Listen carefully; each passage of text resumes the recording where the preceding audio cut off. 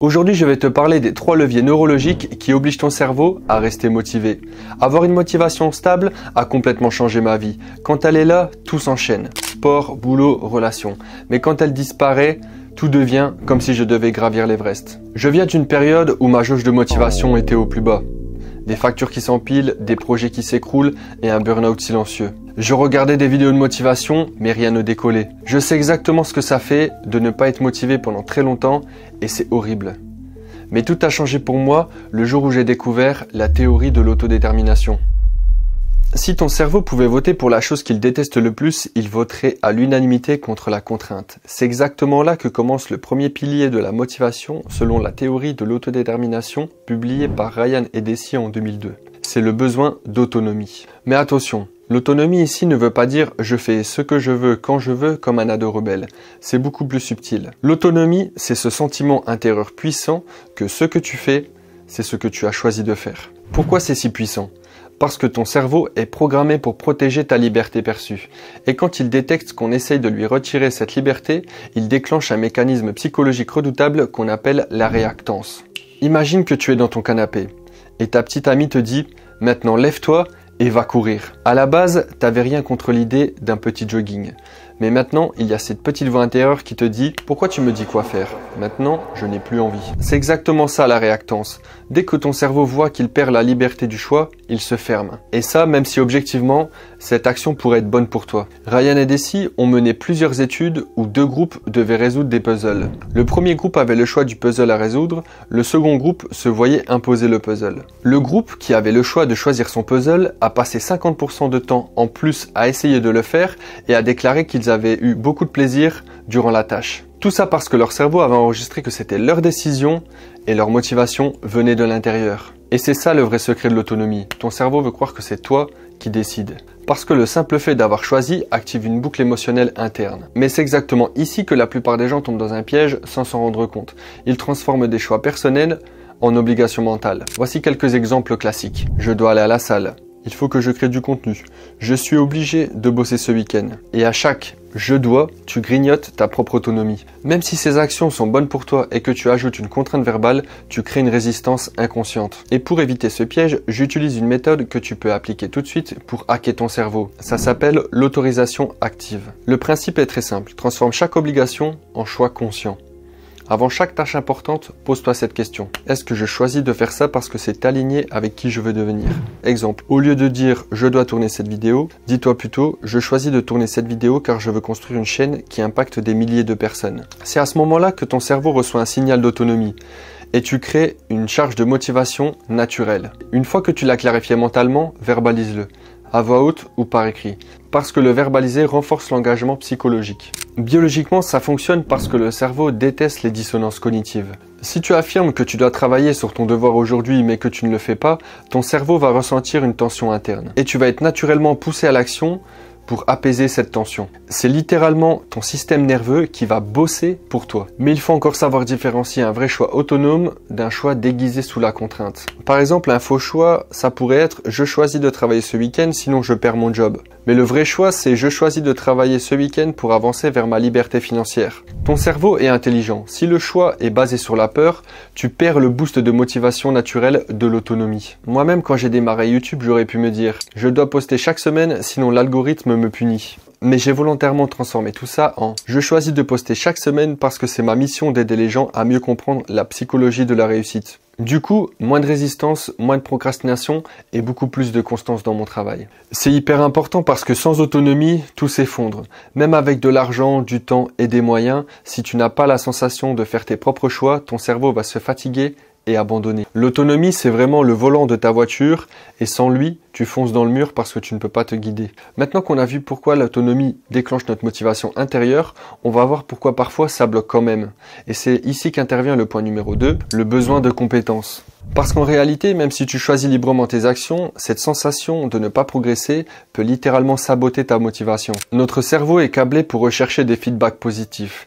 Chaque fois qu'on s'améliore, qu'on constate une nouvelle maîtrise et qu'on progresse, notre cerveau nous récompense avec de la dopamine. Par contre, dès qu'on stagne et qu'on n'arrive plus à progresser, il coupe le robinet de la motivation. Un exemple tout simple. Tu commences un nouveau sport, les premières séances, tu progresses hyper vite. Tu es motivé et tu as hâte d'y retourner.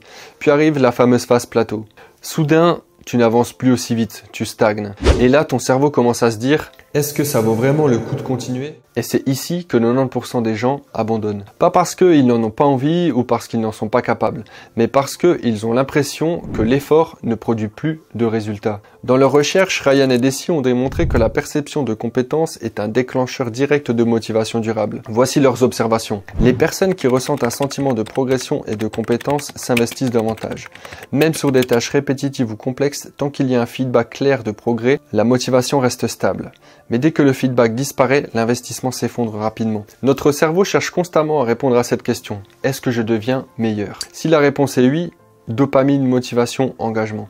Si la réponse est non, frustration, décrochage, motivation. En fait, c'est même pas la progression réelle qui compte, c'est la progression que tu perçois. Par exemple, tu vas apprendre l'anglais. Après 3 semaines d'apprentissage, tu peux commander un café en anglais, tu perçois ce mini progrès, boum, shot de dopamine, et ta motivation est renforcée. Mais si au bout de 3 semaines, tu as l'impression de toujours rien savoir dire, ton cerveau va décrocher. C'est pour ça qu'il y a beaucoup de programmes et de formations qui échouent, parce qu'elles ne donnent pas assez de micro-feedback visibles. Alors voici une méthode que j'utilise et qui peut s'appliquer dans n'importe quel domaine pour assouvir notre besoin de compétences, ça s'appelle le feedback visuel. L'objectif est simple, rendre visible notre progrès quotidien, même si c'est minime. Parce que ce que tu mesures devient réel et ce qui est réel est motivant. La première chose à faire est de diviser ton objectif en micro-unités. Par exemple, mon objectif est de créer 52 vidéos YouTube cette année. Eh bien, à chaque fois que je poste une vidéo, j'ai créé un tableau où je coche une case en vert et cela me permet de voir ma progression. Et chaque case que je coche me donne un petit boost de dopamine. La deuxième chose à faire, c'est de créer des boucles de rétroaction rapides. Car ici, l'erreur classique, c'est de se fixer un objectif trop loin. Par exemple, avoir 100 000 abonnés ou perdre 15 kilos. Notre cerveau n'est pas si bon pour gérer des objectifs si lointains.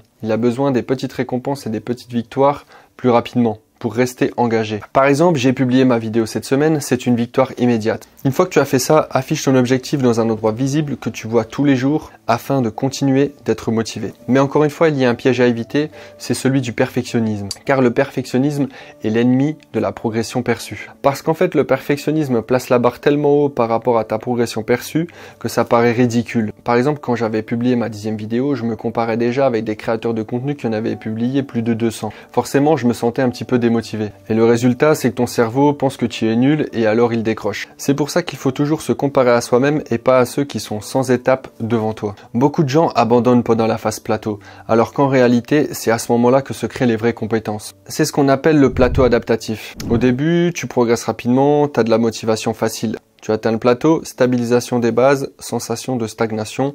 Et après le plateau, explosion des compétences dès que les bases sont consolidées. Savoir que ce plateau de stagnation est normal et temporaire permet d'éliminer la démotivation. La compétence perçue nourrit l'espoir, et l'espoir est l'un des carburants humains les plus puissants. Mais il reste encore un troisième levier, et c'est celui qu'on sous-estime le plus souvent. Parce que même si tu choisis tes objectifs et que tu vois tes progrès, il y a encore une chose invisible qui peut te bloquer. C'est ton environnement social. Biologiquement, notre cerveau n'est pas programmé pour rester en mode solo. Des millions d'années d'évolution ont façonné notre système nerveux pour maximiser nos chances de survie à l'intérieur du groupe. Avant, être rejeté du groupe signifiait littéralement la mort. Être connecté aux autres augmentait les chances de survie. Aujourd'hui encore, même si la partie rationnelle de notre cerveau nous fait croire qu'il n'a besoin de personne, la partie émotionnelle, lui, recherche encore la validation, l'appartenance, le soutien et la reconnaissance. Et c'est exactement ce que décrit la théorie de l'autodétermination. La connexion sociale est un besoin psychologique fondamental pour maintenir une motivation durable. Tu as certainement déjà connu ça. Tu te lances un challenge tout seul et rapidement ta motivation diminue.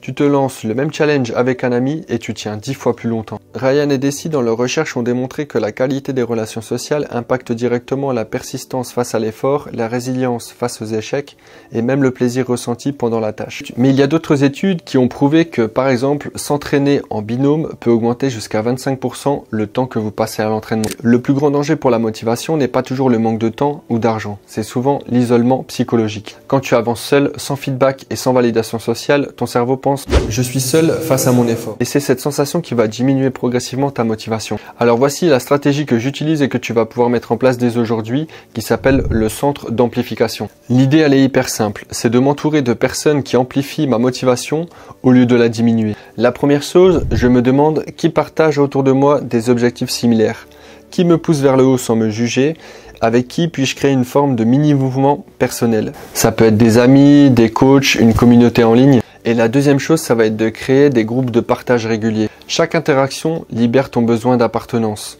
Et c'est à ce moment-là que ton cerveau libère de la dopamine et que tu restes motivé. Mais encore une fois, il y a un piège crucial à éviter. Toutes les connexions sociales ne sont pas productives. Parce que certaines personnes, même inconsciemment, éteignent ta motivation. Leur présence active une boucle de stress, de doute et de peur. Et ça donne le signal à ton cerveau de passer en mode protection. Et du coup, ta motivation est coupée.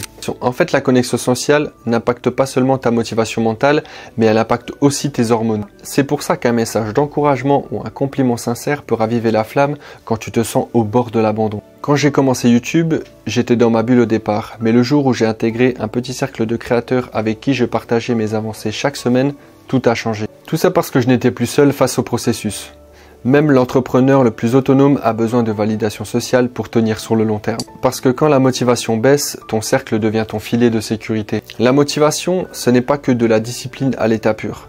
C'est un système qui demande 3 choses. Le choix, le progrès et du lien humain. C'est en activant ces 3 leviers psychologiques que tu vas pouvoir reprogrammer ton cerveau à rester motivé. Maintenant, tu as compris pourquoi la motivation, c'était pas un mystère ou quelque chose qui est inné. C'est un système précis que tu peux apprendre à maîtriser. Si tu veux aller encore plus loin et apprendre à devenir discipliné sans souffrir, ces 5 règles de discipline vont changer ta vie. Tu y trouveras des méthodes concrètes et éprouvées pour transformer radicalement ton quotidien, reprendre le contrôle de ta vie et enfin arrêter de procrastiner.